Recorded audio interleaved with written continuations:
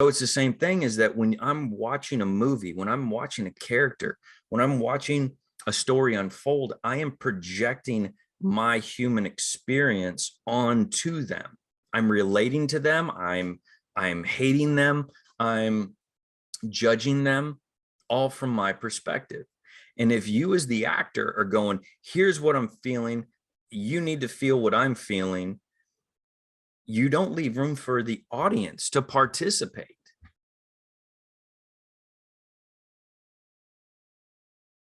All right, what's going on, my creative community, my fellow creators, artists, actors, directors, writers, whoever is watching, whenever they're watching. My name's Brent Harvey, and this is the weekly Empower Your Self-Sustaining Actor call, where we talk about the industry, Hollywood industry, filmmaking, acting techniques, mindset, kind of a little bit of everything. It's just a place for me to share my experience, information, insights, and failures that lead to lessons, in hopes to help other people on their journey in ways that I didn't have on my way working through, and didn't have mentors really along the way when it came to this. Mainly because I come from, like a lot of people in this industry and people who moved to Los Angeles. I come from a kind of a small city. I grew up in Indianapolis and the outskirts of Indianapolis. Middle America, Bible Belt. But just a very blue collar upbringing, and which a lot of people, that's primarily where most people come from. I mean, that's what America has been for quite a long time. I mean, even the world.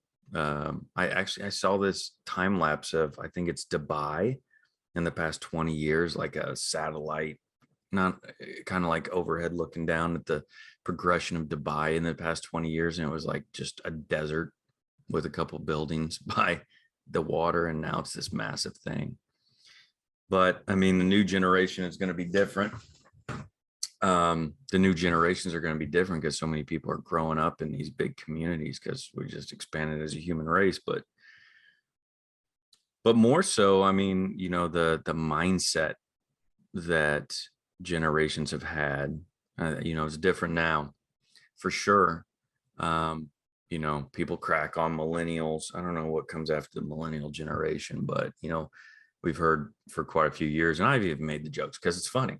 It's not necessarily true, and there is some truth to it. But like how millennials and these new generations, and even my generation, like people my age, are, I consider us the bridge generation. But just how millennials now have, like, they prioritize their personal life, and they don't necessarily buy into as much that the old traditional, go to college, get a degree, get a good job with a pension, buy a house, start a family, rinse and repeat type thing. And the older generation doesn't like that, because it's messing with their beliefs, their, what success or whatever looks like, but it's also messing with the economy. But again, that's a whole other discussion. But the way it's structured, I like it. I like the fact of people traveling the world and making a living with their laptops and their imagination. Whether you're into TikTok or Instagram or Facebook, I'm not as much. I have my stigmas around that, but there, I mean, I also see it as a potential, a possibility of getting workout, and like this, getting to post this online.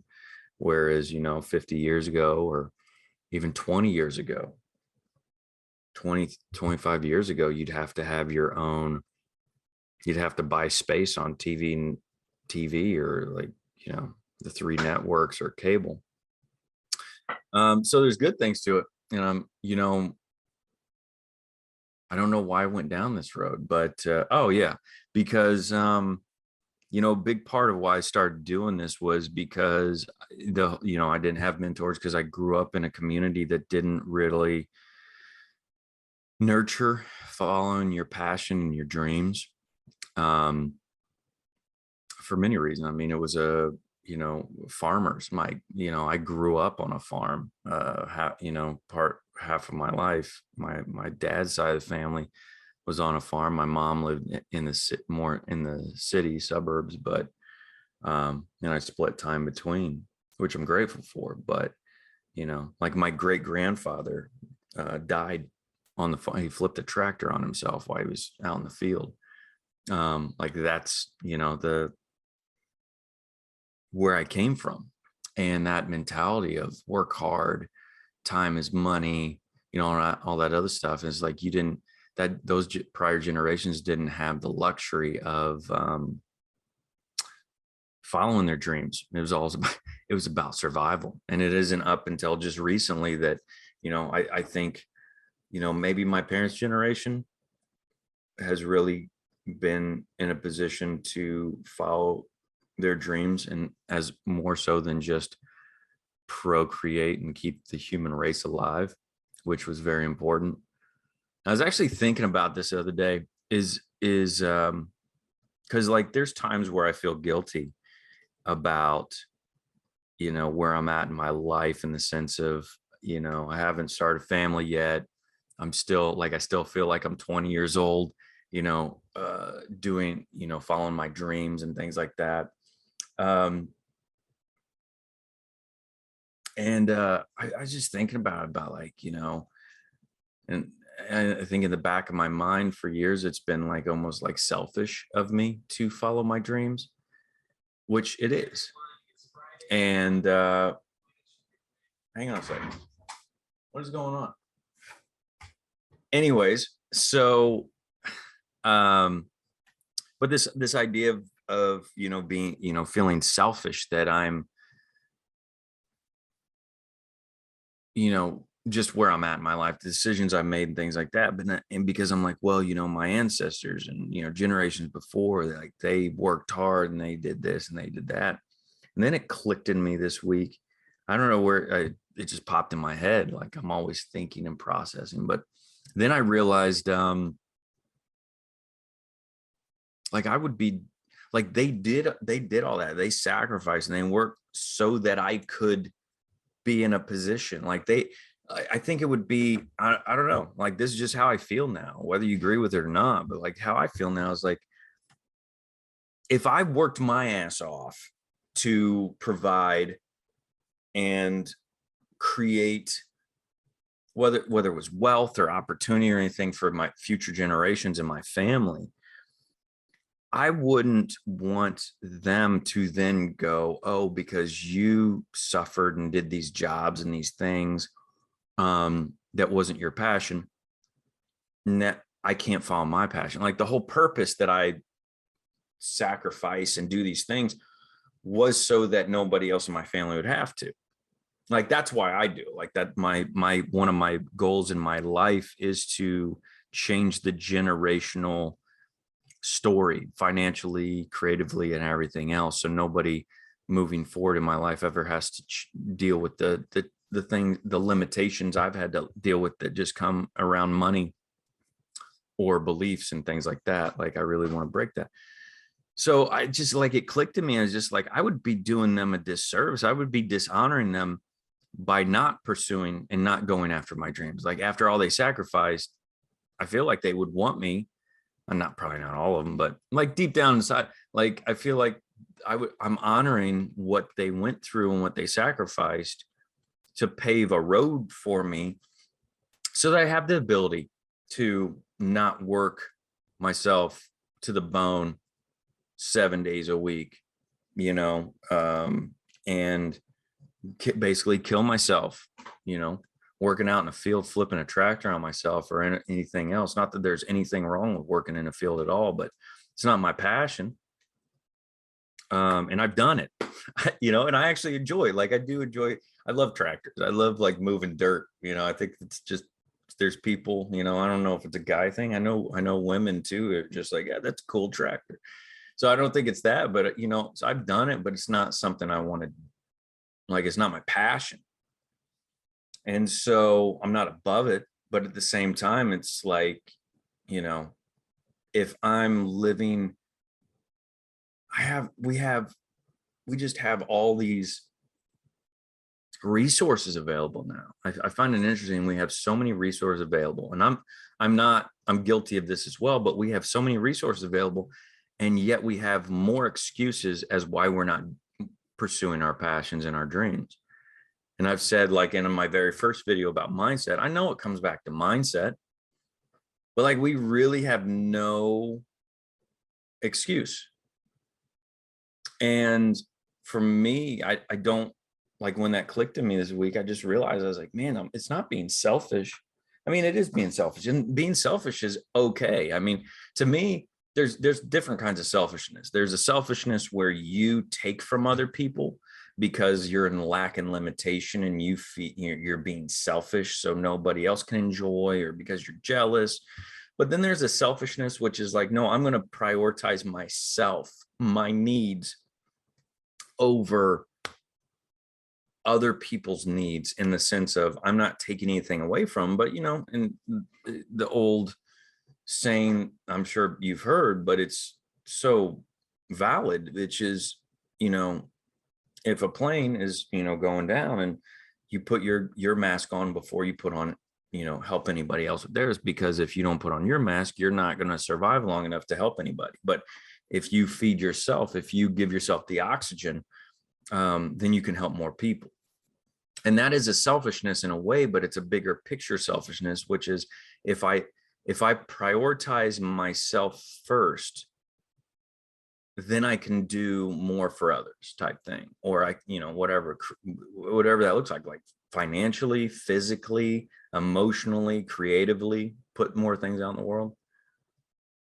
So anyways, this is like a long intro to this video, or this talk, but it wasn't really what I was planning on talking about. But it's like, that's why I do this, is because you know, whether people are listening or not, you know, and not, you know, not a lot of people always sign in each week, but then throughout the week, you know, when I send out the replays, I get texts from friends and people that are just like, hey man, I just listened to your talk, and you know, I really needed it at that time.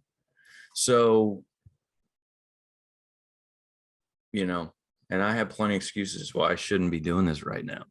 I do, but every time I do it, I enjoy it, and I enjoy being able to capture the knowledge I have and share it and and log it in like a library, like it's there forever.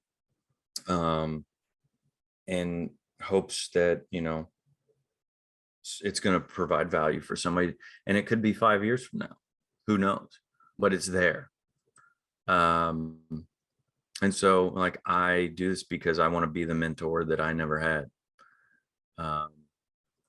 So yeah, so that was a little bit of a rant in the sense of like off topic, but you know, going with the flow, baby. That's what the plan is here, is just to kind of go with the flow and be honest and open.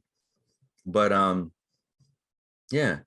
But what I did want to, I mean, on top of that, what I want to talk about on the acting side of it, the technique, the process, if you will.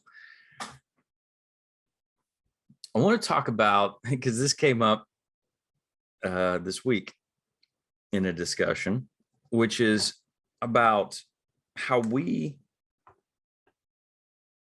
have this tendency as actors to feel like we have to do more, like acting is doing more. And it is and it isn't. I mean, there's situated like if you're on stage, a theater, you have to be bigger because, and I'm sure you've heard this, is you have to, the person in the back, you have to speak it so the person in the back row can hear you. If you've studied theater, done theater before, I'm sure you've heard that term. If not, if you've never done theater and you've heard that term, what it means is you need to project. It's you're projecting so that the person in the back, but also it's interesting because I've gone to theater, prior to COVID, but I did, I went to quite a few theater performances for quite a few years. And I noticed they have microphone, you're like wig microphone wigs. It's like, or like they put these microphones and then they put a wig on top of it, and the microphone's literally like, if you really look, it's like poking out here, and that's what, or they have microphones hanging down on the stage. So even now you don't even have to be as big as you would have to be, 50 years ago, 30 years ago, 100 years ago doing theater. But your body language is a little bit bigger on stage. But I've noticed that, and it's, again, this is in myself, this is in people I work with, people I coach.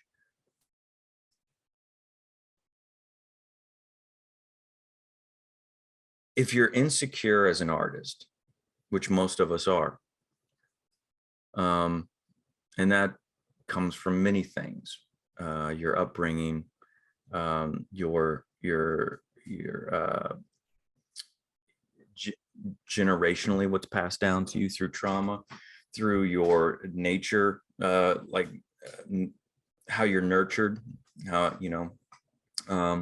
it's just part of, it's part of it. I'm starting, as my nieces get older, I'm starting to see them become more self-aware. I mean, it's just part of the evolution of the brain, of our makeup. But I noticed that when we're insecure as actors, we do more. I mean, I sure as hell did. Like, I was acting my ass off when I first started. I did this play in Florida, which I loved. I was the lead in it. It was 3 Trials of Oscar Wilde, which is a beautiful tragedy. I mean, it's a beautiful story, but a tragedy. It was heartbreaking. That's why I did it, because I read and I just started crying. And if you haven't, it's a brilliant story about Oscar Wilde, and how he was put on trial 3 times because they couldn't convict him the first 2 times. They kept putting him on trial, basically for being gay. And they couldn't prove that, so they tried different approaches. But I played Oscar Wilde, and it was this little theater in Tampa,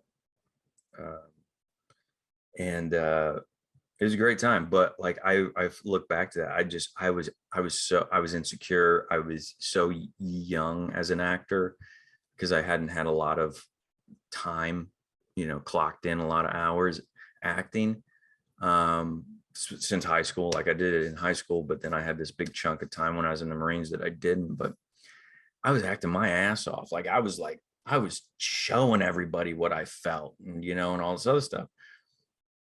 But it's like, as you begin to mature as an actor, and maturity doesn't mean you're a certain age. Like, you can come in, start off as a mature, comfortable in your own skin and everything else. But the difference, why I brought up the theater, was there's a difference between theater and film and television. The camera picks up everything. I mean, everything. Something very subtle, because it's the difference of like looking at somebody with your eyeball and then looking at somebody through a telescope or a microscope. Like, every little thing reads. But we feel that we have to show. Like, I see that so much, the insecurity of, if I'm not, like, acting is this rolling this boulder up a hill type thing. And it's actually riskier. It's more vulnerable to do less, because then the insecurity comes up is like, well, I'm not feeling anything. I'm not doing anything. But it's like, if you look at how you interact in your daily life, you're not thinking about how you're feeling necessarily. Like, you might take moments out and go, oh man, I feel like shit, or, I'm so happy, I'm so grateful, or, whatever it is. But for the most part, you're just living, you're just going, primarily because we're living in the past, or we're living in the future, that we're not even present, which is why we're not paying attention to how we feel.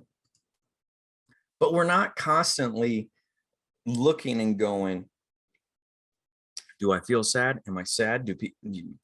Can people tell that I'm sad? If anything, we're trying to hide how we feel from the world.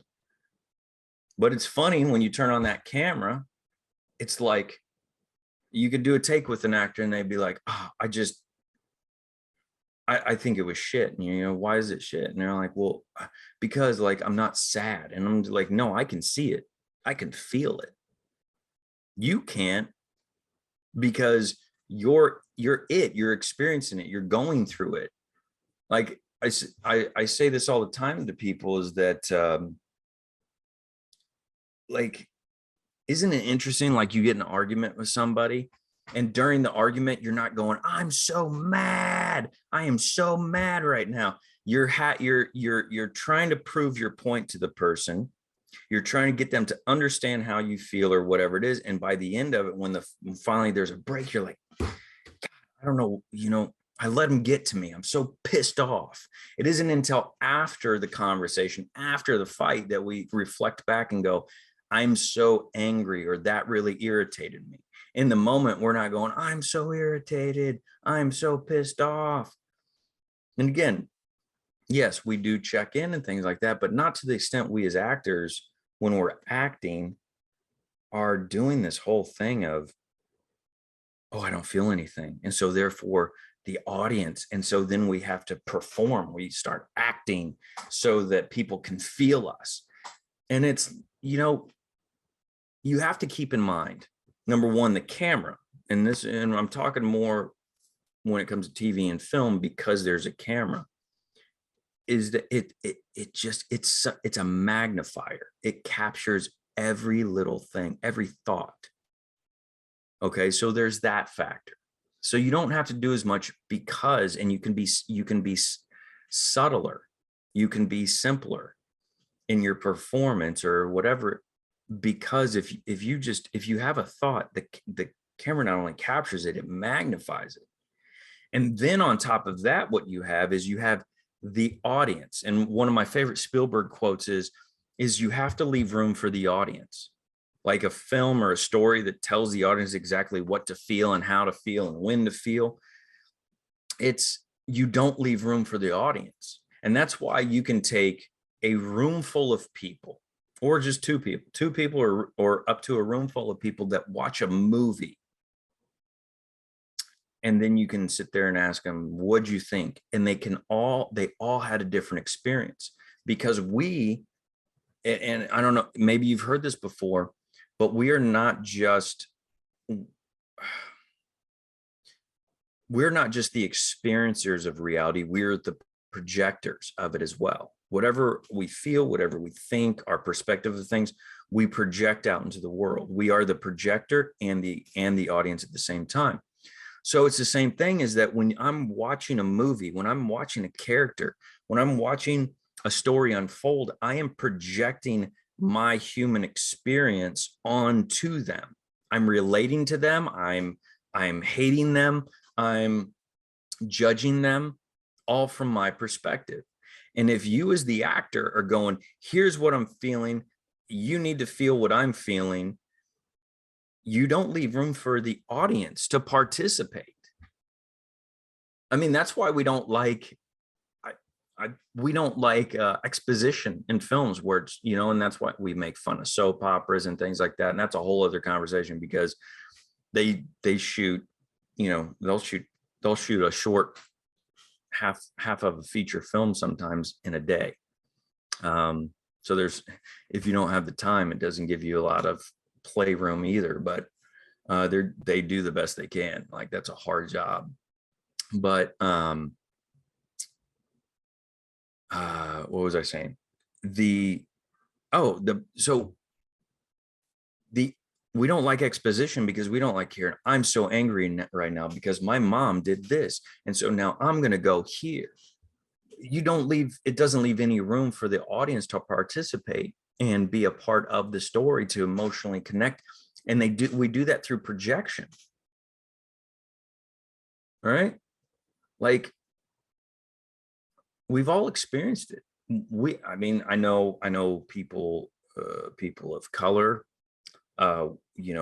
women,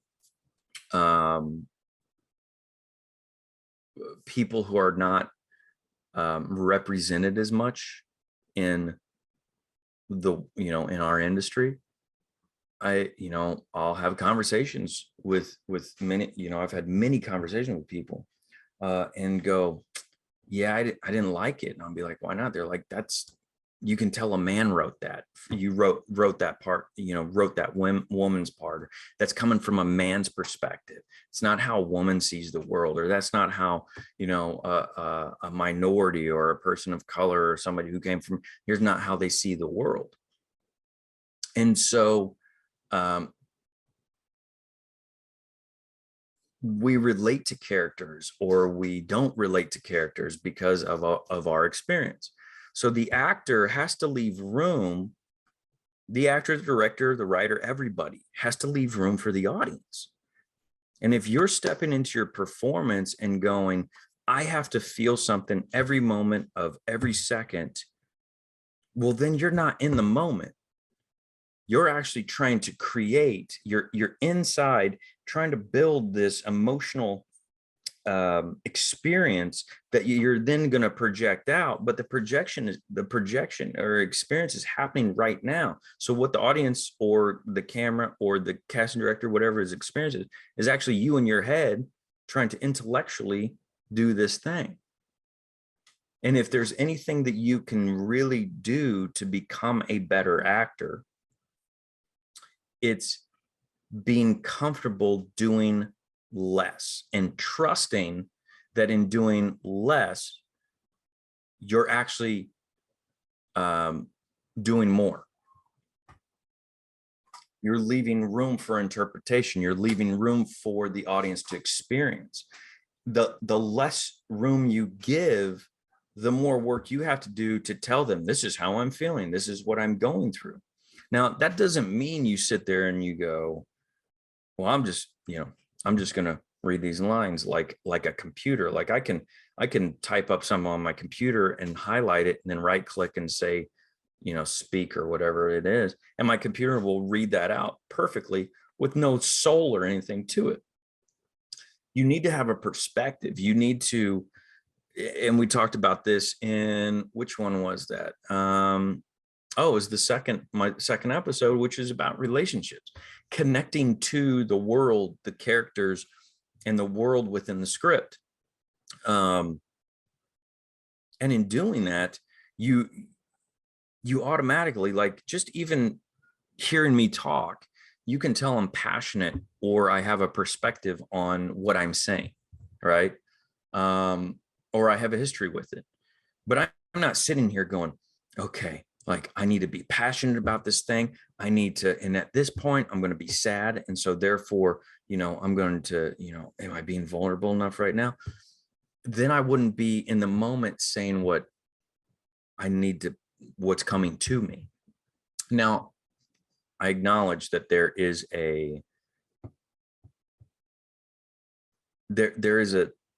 a difference in what I'm doing right now, which is just stream of consciousness and just let what comes to me saying it, as opposed to having a script that I have to like memorize these lines and say.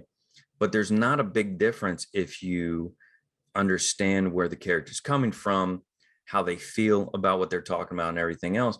And then through that, that's what I'm saying is, like, you learn your lines, right? You get off book, but to a point where you allow there to be, you go, look, I got this.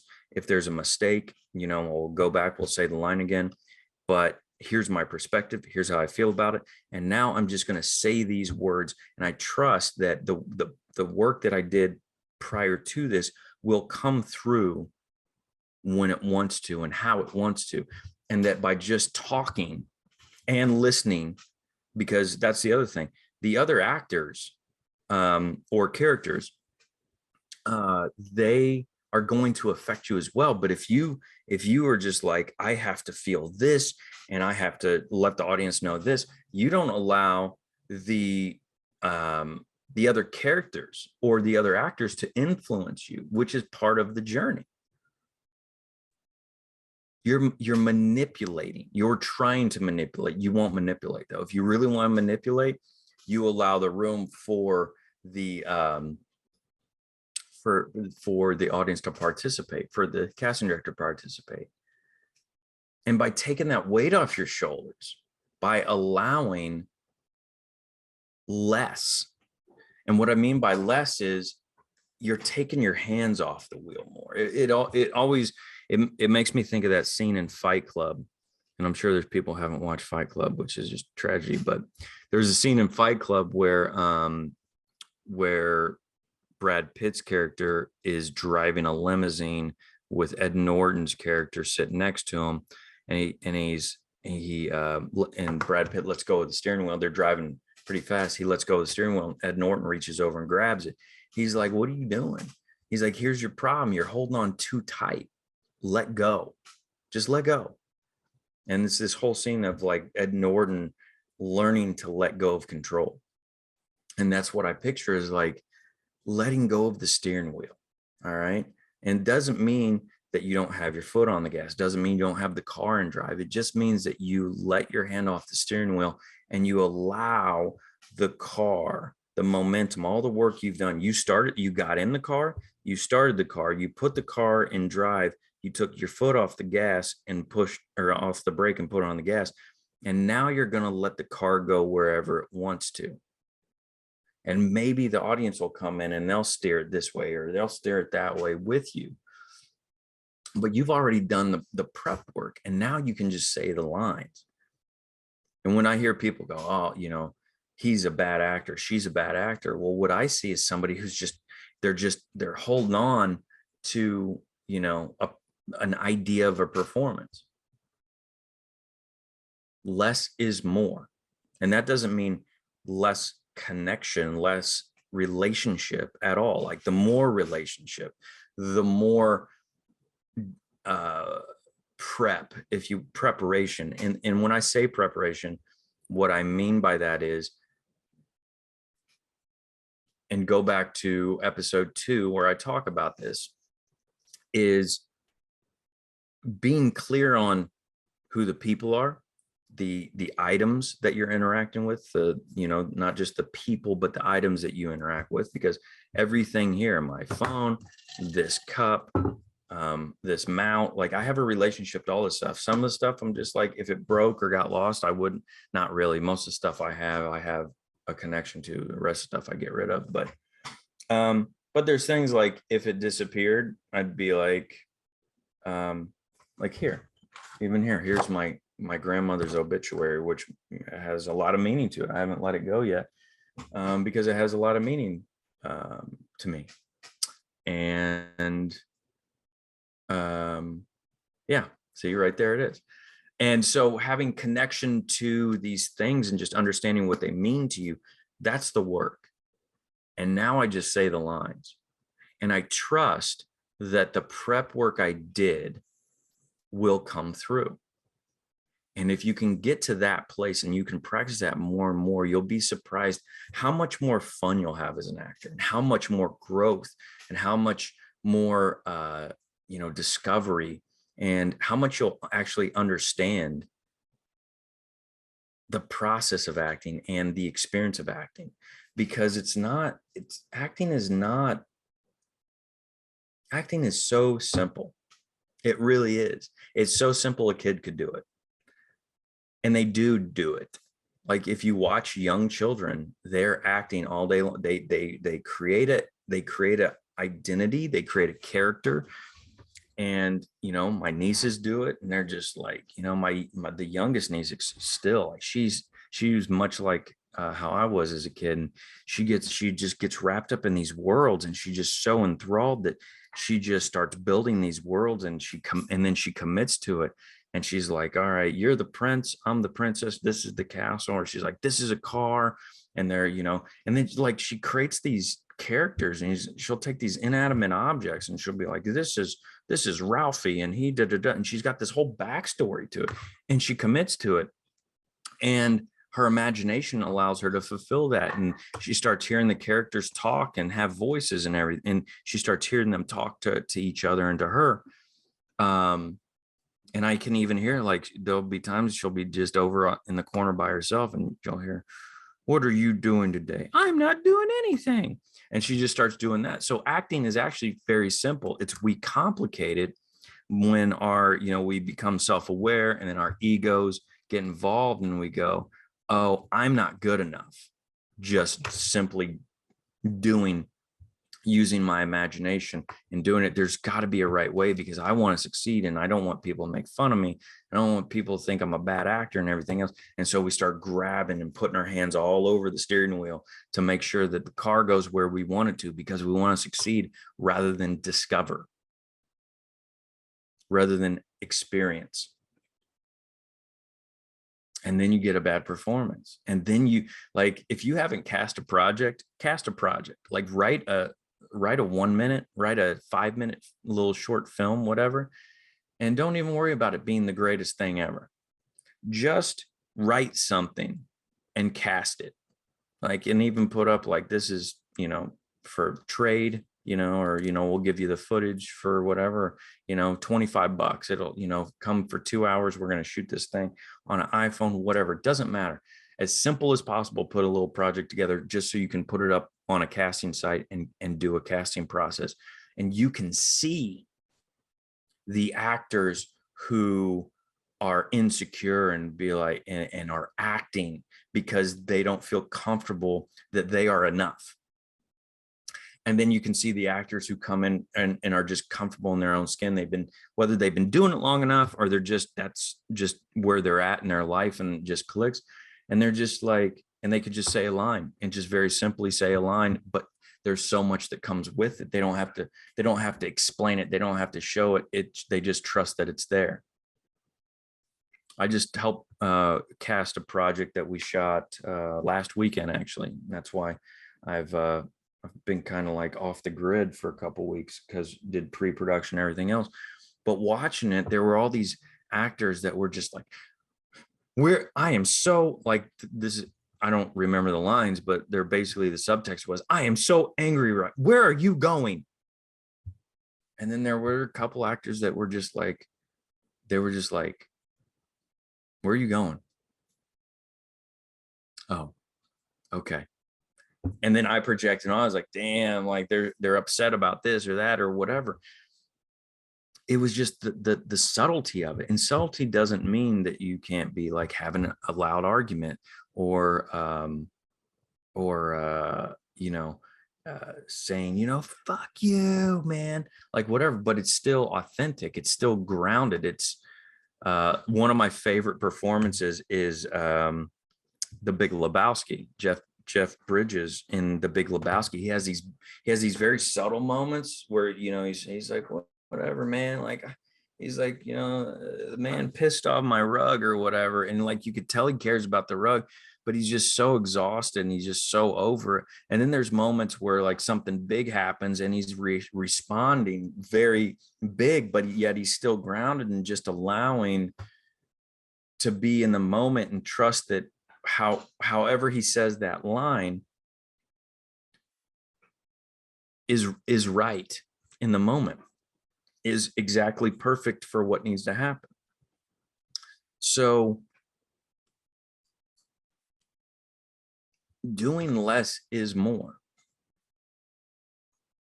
right? Like, and this relates in all aspects of life. The less you do, the less you do in a day. Instead of doing 15 things in a day, you do 2 things, but you focus your full day's worth of energy on those two things, you actually get more out of your day, and you actually make those two things really good or excellent, as opposed to 15 things mediocre.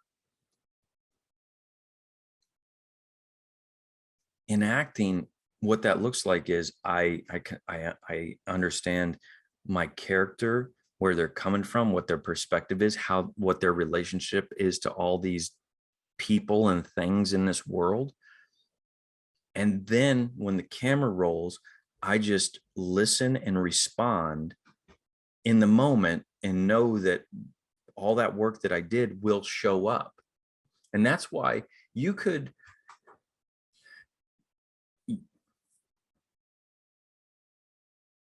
take somebody who hasn't, or I'll ask somebody this, like there's many times I'll ask a student this, and I'll just be like, have you ever been in love? And they'll go, yeah. And as soon as I ask them that question, the brain goes back into their memory, and not only brings up the memory, but brings up all the emotions that comes with it. And maybe this is somebody they haven't thought of. Maybe they haven't been in a relationship with for 10, 15, 20, 30 years, 40 years, right? But all of a sudden, all the emotions of that relationship and that history come forward. And I can feel it. I could see it.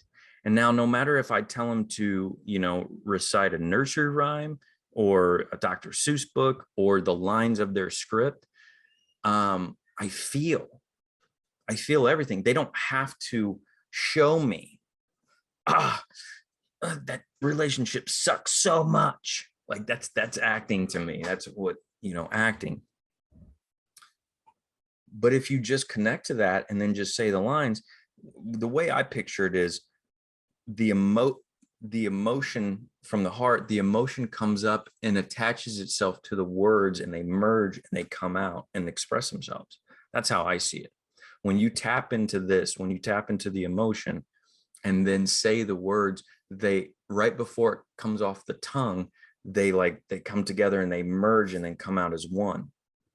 I mean, that's just how I visualize that process, as opposed to this whereas like the thought of how it should be comes out and then comes into this, like it's beating itself against it, the words and the ideas, like they're fighting each other.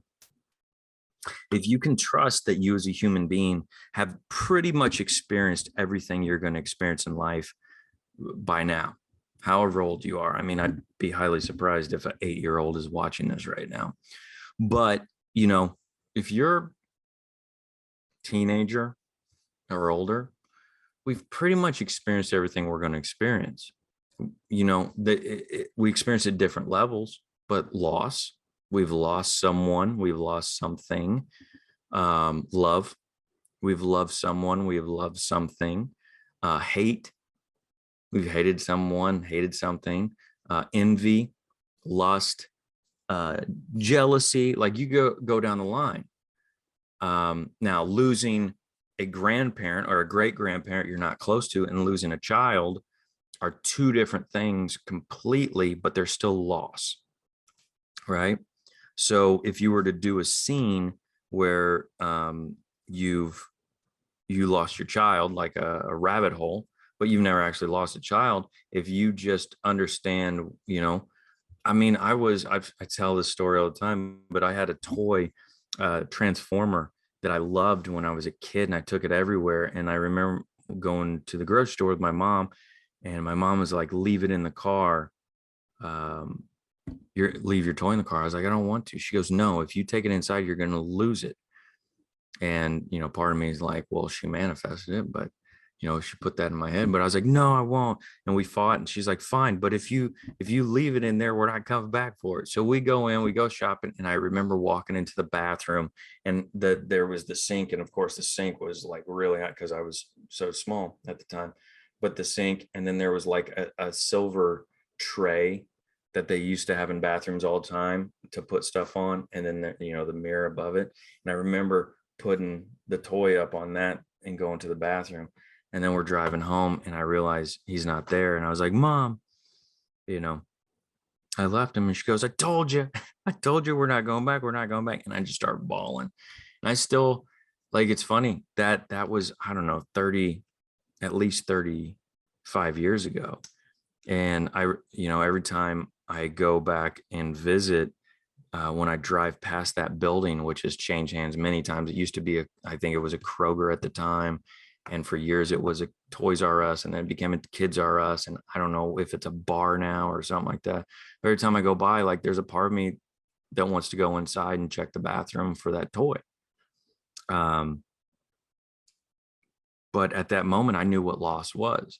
And so if I never lost anything else in my life, I could just go back and remember that, and remember, not to relive the memory, but just go, oh, I know what it's like to lose something. I can attach that. And now when I talk, just like when I pulled up my grandmother's obituary, it evoked emotion out of me. And then as I continued to talk, you could still feel that the remnants of that.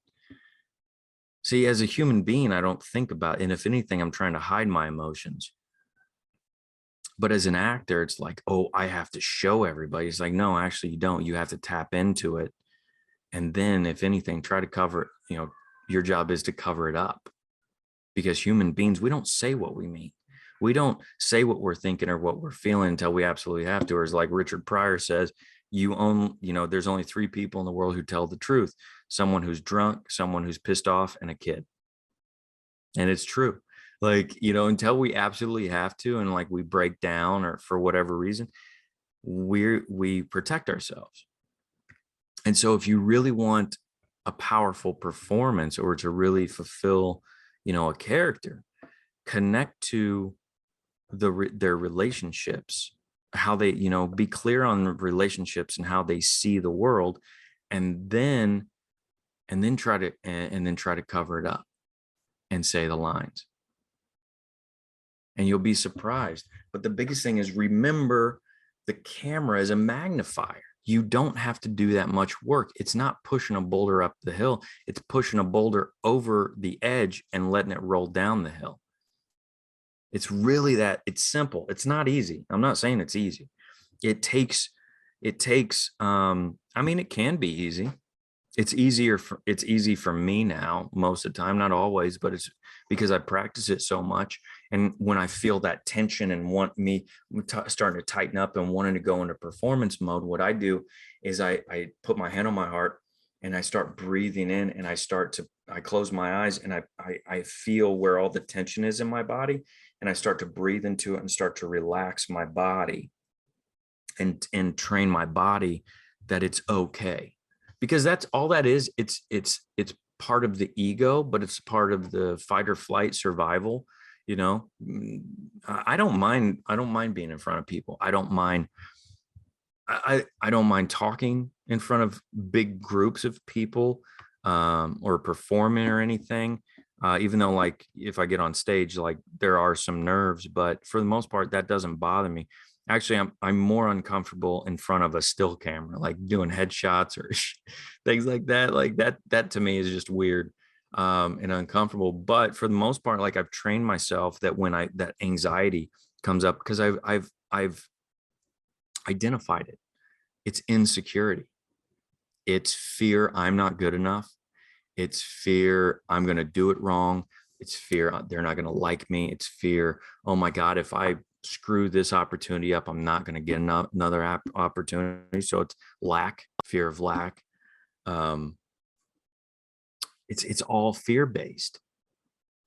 But like, if I look at my nieces, they're not worried about, like, my niece is not worried about if screwing up playtime or screwing up, how was your day? It was horrible. Why? Because I wanted to play, princess in the castle, but then it's like, I realized, who am I to be a prince? I'm not a real princess. And, just like, imagine a 5-year-old giving the excuses we give ourselves of why we don't do things, or why we do things. Why did you throw that chair? Well, because, my character is so angry. It's like, what? It's insanity. Like, I don't know. I could go down this road for a while, but the point is like doing less is more. If you, there's so many great performances, and this one just popped in my mind. But if you haven't seen The Godfather, watch The Godfather. One, it's just a great film. But if you watch Pacino, Pacino is so good in it because he, as an actor, he was able to internalize, like he connected to his perspective, his character's perspective, how he felt about things. And then he just sat there's, I remember one scene specifically. It's been a while since I've watched it, but like Sonny, the older brother, and the younger brother, and the consigliere, Robert Duvall, they're all in the background. They're having this conversation. And Pacino's just sitting there. The camera's on him. He's in the foreground really close, and you can see everybody behind him, but he's just sitting there and he's contemplating. He's trying to figure out what to do. And he's at that point of, I think they're talking about that the cop and the other gangster need to be killed because I think at this point they shot the Don, Marlon Brando. And this is the point where Pacino's character, Michael, is going to make the decision to do it, because he's the only one that can really do it, and do the payback. But that also means that he then becomes part of the family, the criminal part that his dad and he didn't want to be a part of. He wanted to take the straight and narrow. So it's this big moment. It's this big moment for him, but he's just sitting there. Pacino's just sitting there, and he's thinking. He's got so much going on, but he's not. Everybody else has all the dialogue, and James Caan is being his big self that he is in that film. The character is just like the really tough, brother that, like, he's like the thug kind of, like, let's just go beat their ass, like whatever, no consequences. Volatile is the word I'm looking for. Pacino's just sitting there very quiet and everything and thinking. And it's so powerful. You're so focused on Pacino, not just because he's in the foreground, but because of his subtlety, his quietness.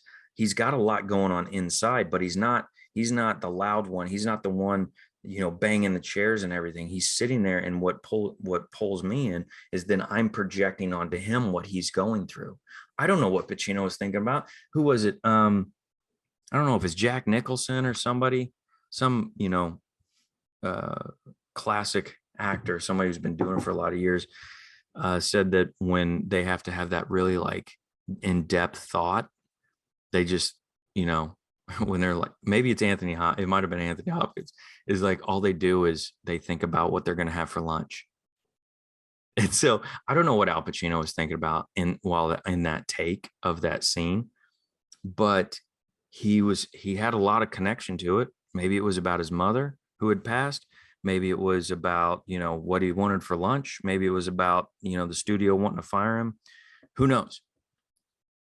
He didn't tell me.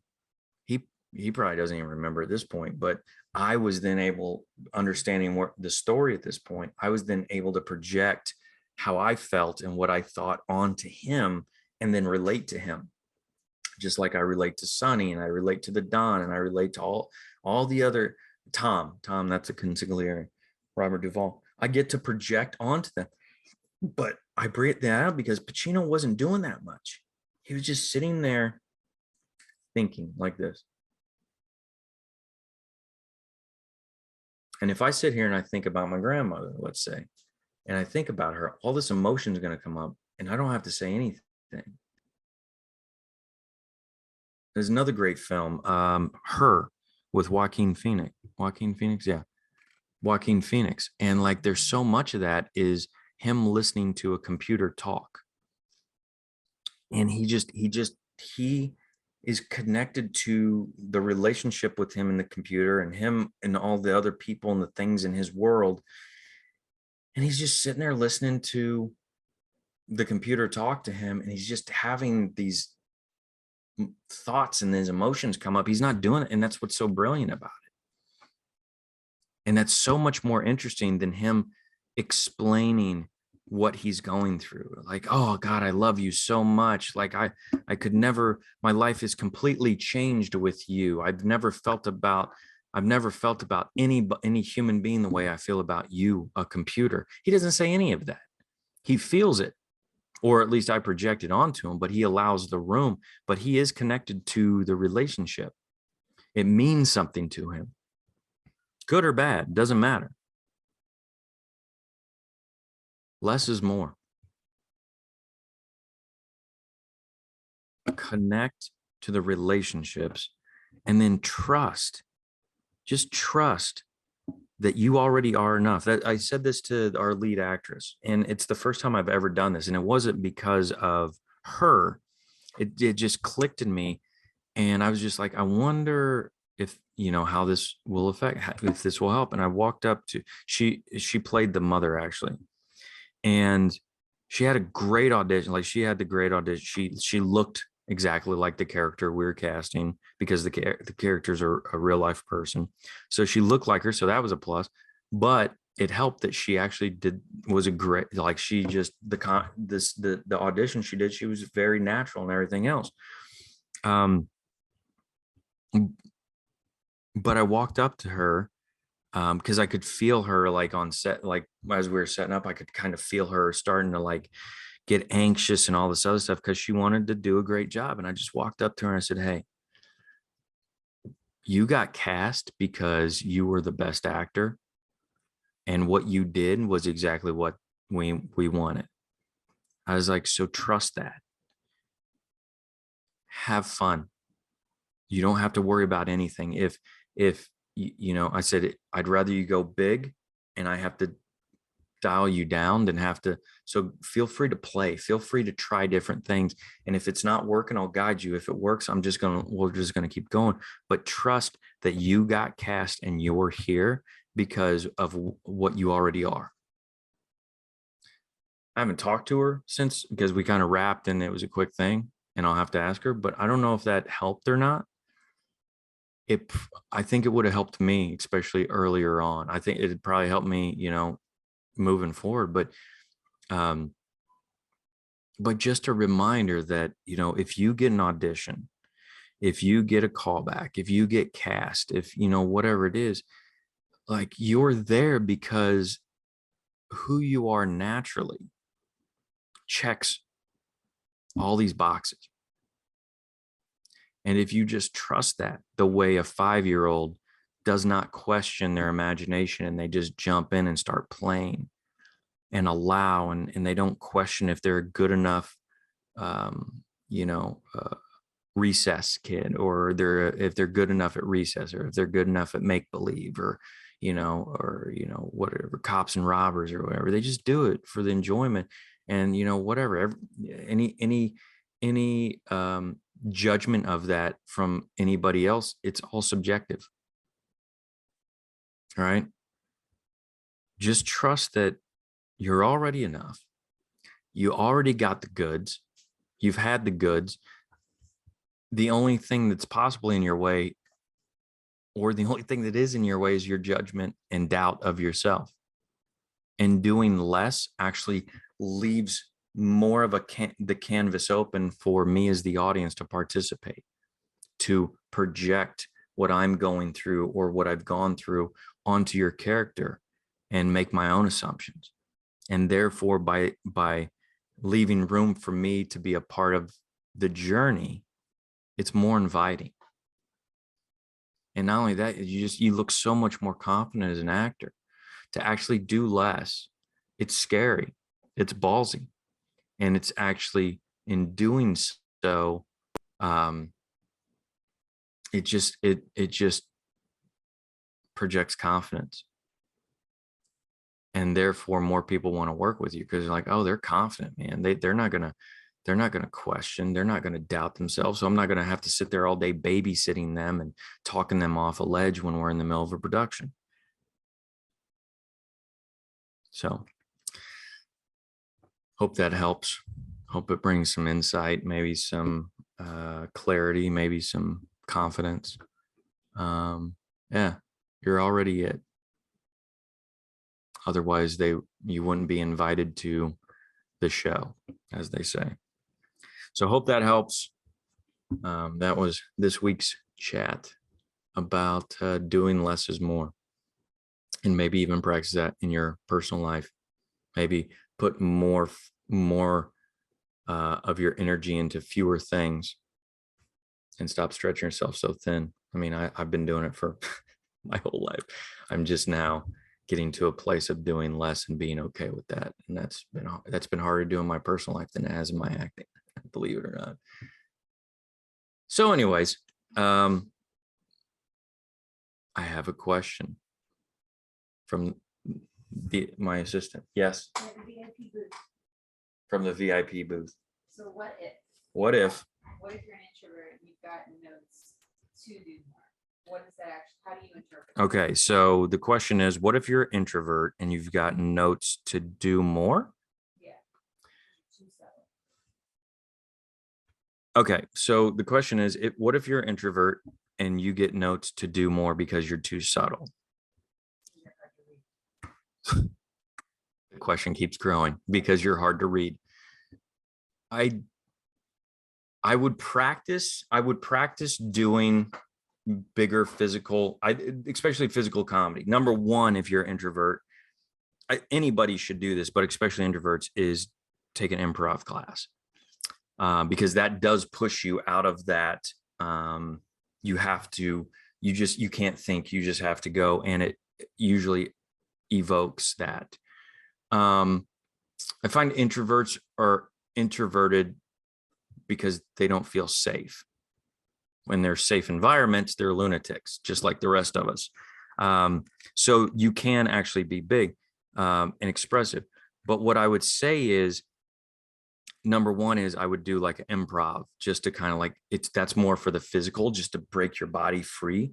But the emotional part of it, it's not about being bigger, of like, oh my God, and screaming and yelling, and because a lot of people think that that's taking a risk, is being loud and slamming stuff.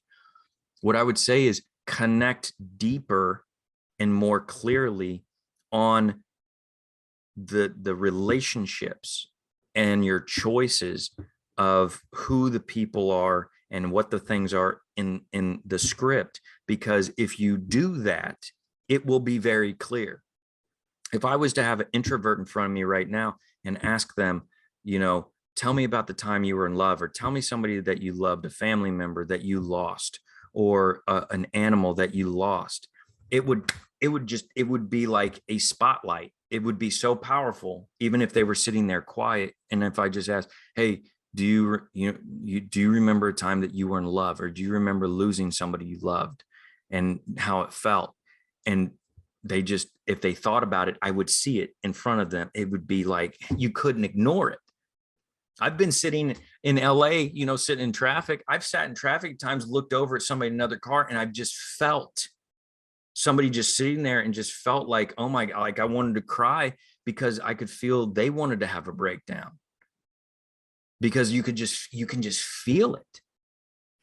So if you're an introvert and the note is there's nothing showing up, it's because you're not connected. If anything, you're trying to protect yourself so much that you're intellectualizing it.